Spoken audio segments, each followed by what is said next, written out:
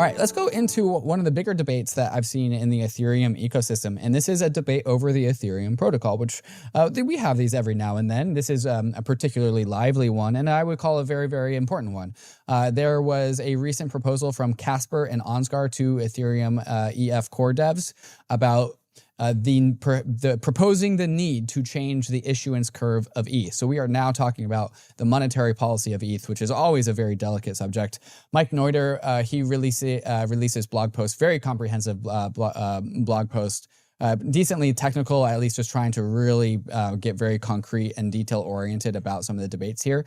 It's just titled Issuance Issues, and then he has a TLDR. Issuance on Ethereum defines how Ethereum pays for security. Entering mid-2024, the realities of staking have changed seismically since the inception of the Beacon chain at the end of 2020. The future remains uncertain, but we can explore the impact of issuance on solo staking, ETH, the asset, and protocols building in and around Ethereum consensus. Overall, changing the ETH issuance curve is a touchy subject because we are talking about the monetary policy. The last thing that I think anyone in the Ethereum ecosystem wants any sort of resemblance to the Federal Reserve, but this is kind of the pattern that is being invoked here.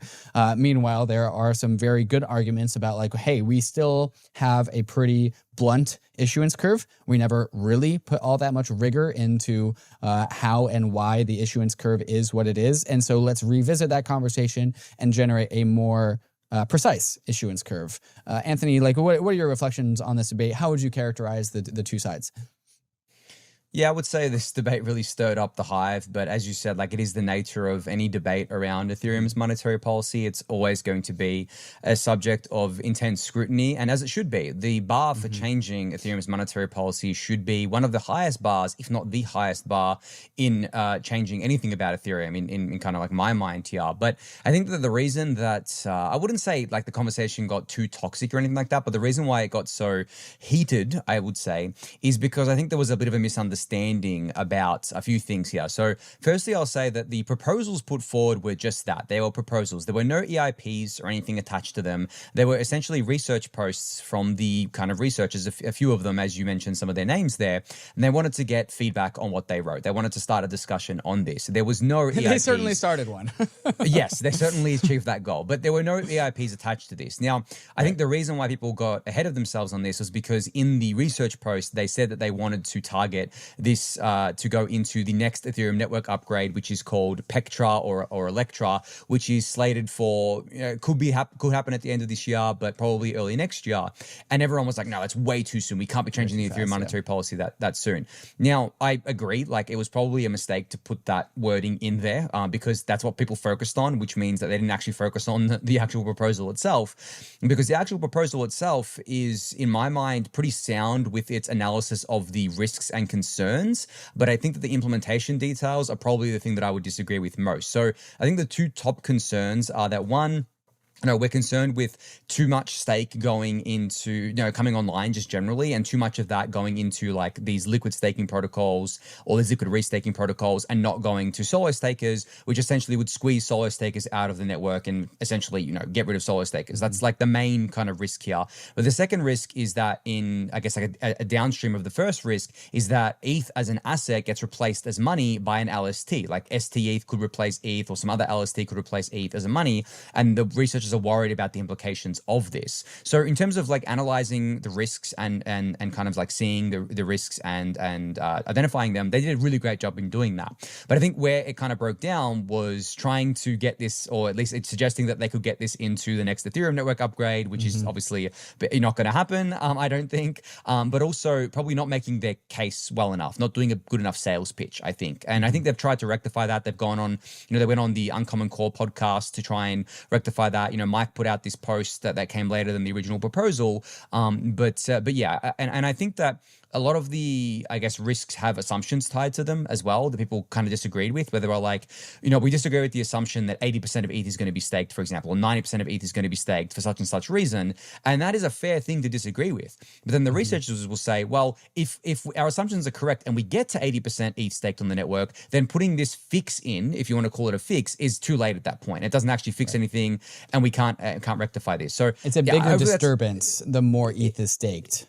Exactly. For the reasons outlined in the posts. And I mean, this is a very broad topic, but I think that kind of summarizes it. I mean, as much as I can summarize such an in-depth topic there.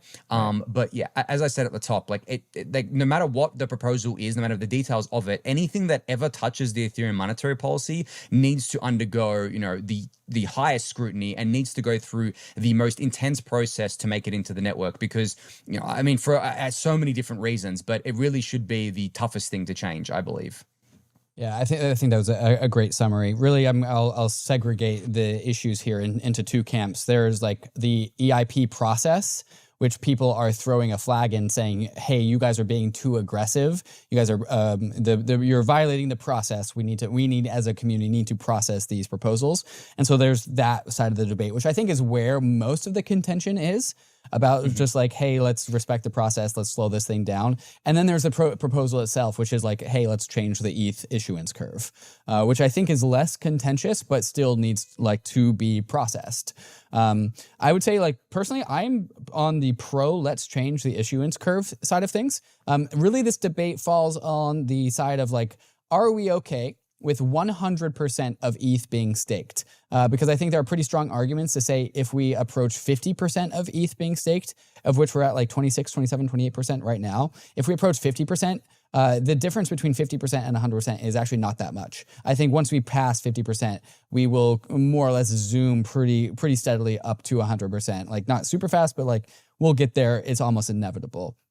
And so like this is one of the reasons why Ansgar and Casper have presented some urgency about making informed choices about this, is they are saying, hey, if we do get to that point, imposing a change will be harder and have stronger consequences. And so let's consider this with haste, which is where like some of the process concerns came about. So like totally understanding the process concerns, we want to respect the process, can't force anything in. I would say like there are two curves being proposed here. If you're looking on the screen, it's the same curve that we have, but with less total issuance. And so if we have less total issuance with 100% ETH staked, and then the second curve is kind of like an S curve. And so this is what is called stake targeting. And so we can actually target a specific number, and no matter the external incentives around ETH staking, the LST, LRT incentives, the eigenlayer incentives, it will rubber band around a particular point, call it 25 million ETH, or we could do 30, 35, 20, some sort of point. And if you go too far away from that point, issuance will actually drop to zero. If there's so much external demand from eigenlayer. And what this would do if we targeted 25 million ETH staked, or some 25%, what this would do, this would actually preserve the value of vanilla ETH, which I actually think is pretty important.